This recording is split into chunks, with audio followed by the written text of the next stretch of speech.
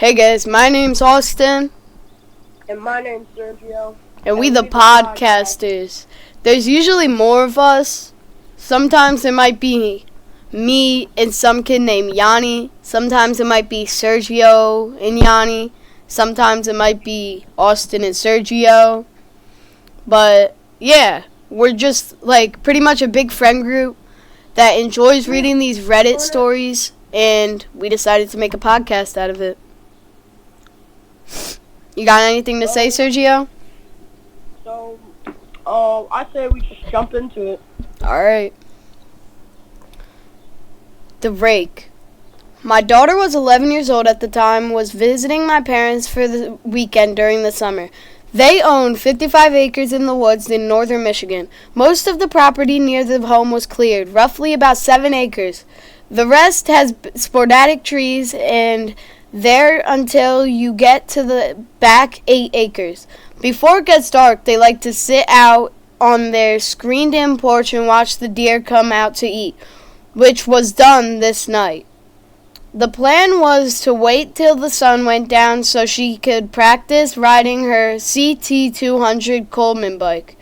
It is a small bike that only went 20 miles per hour, and it had a decent headlight on it, so it was good for the clear trails on the property.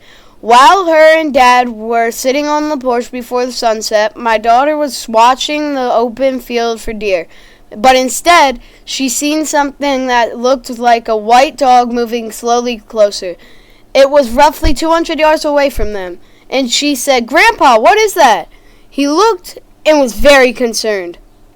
My dad is a man who was grown up in these woods. He knows every animal and everything possibly about where they live. He told her it looked like it could have been a white coyote. It had a similar size, but it didn't look like any coyote he'd ever seen. The body of the creature was very thin, almost bone skinny, and didn't have a tail. He went and quickly grabbed the binoculars from inside the house. He looked and said, "It looks really deformed, like a deformed pit bull.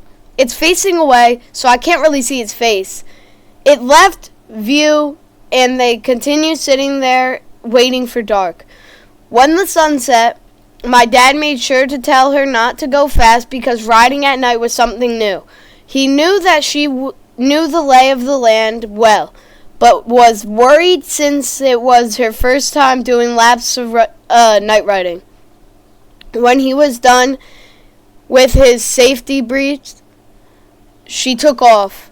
As she was riding her way around the property, she had a weird feeling of being watched, but she pushed those thoughts to the side because she assumed it was nerves on top of being in the darkness of the woods. As she rounded the corner to the straightaway with her light shining down the path, the light from her bike reflected back 2 eyes. She slowed her bike down, thinking it was a coyote or a deer. As she came slowly closer, she realized it was white. She was frozen in a panic when she realized that this was the creature she saw with her dad in the field. Only this time, she was feet away from it. The creature was facing her, and she was able to clearly see its head this time. It was crouching with its long, skinny arms hanging down against its side. It had the head of a human dying of malnutrition. It had a huge chest, and its rib cage was very prominent. What she thought was like white fur was skin. It had white skin with gray undertones. It looked like death. Its eyes were half the size of its head and completely reflected the light of her bike. She was still riding toward it because, unable to react due to being frozen in fear, the creature's mouth became clear. It was really big and unnatural. As she got closer, she started to realize that this creature was very tall like my dad, who was 6'3". She said the long, skinny arms that hung down to its side was human-like hands. She started to feel sick and woozy. Then she snapped out of it, turned the bike around, and headed back to the house as fast as the bike went. Wow. Whoa, that scared me. I definitely have some thoughts. You want to go first? Oh, you can go first. Why would they wait until it gets dark for her to get on the bike? They sat there during the day, like, watching the deer, and then waited for it to be dark for her to ride her bike, even after they saw that white creature thing. Exactly. Like, me personally, I would never ride my bike in the woods, in the woods at nighttime, especially without, like, somebody by my side to ride with. Especially the fact that she kept getting closer, even though she saw that how it looked and how it was and how tall it was. Why would she be getting closer to it and saw how big of a mouth it had? Like, obviously you know that it isn't some animal anymore. It has a human-like head, human-like hands, human-like arms. Just pale white skin, though? Mm-hmm. That story does not seem real. And if you couldn't tell, it was about the rake, which I also don't believe is real. But the story was entertaining, yeah. I don't believe the rake is real either. Just, I feel like she was being a little dramatic when she kept getting closer and stuff, you know? Mm-hmm. I think they could have made it a little realistic. Alright, now we're gonna move into our last story today, Am I the Asshole?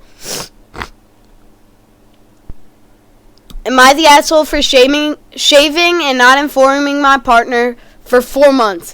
Today I shaved my face because here in the UK it's humid and muggy. I informed my partner of 4 months that I had done so. Then she proceeded to be told that she had every right to know and that it's a lack of communication. The hair isn't the issue, it's the fact I did not tell her beforehand that is. I told her she had no right to and being annoyed with me shaving my face because I'm allowed to do whatever I want to it, and that if any changes were done to her face/body, I wouldn't care because it's her entitlement to do so. She then berated me about how it's untrusting to not communicate with someone about something and that she's annoyed I just didn't ask to inform her.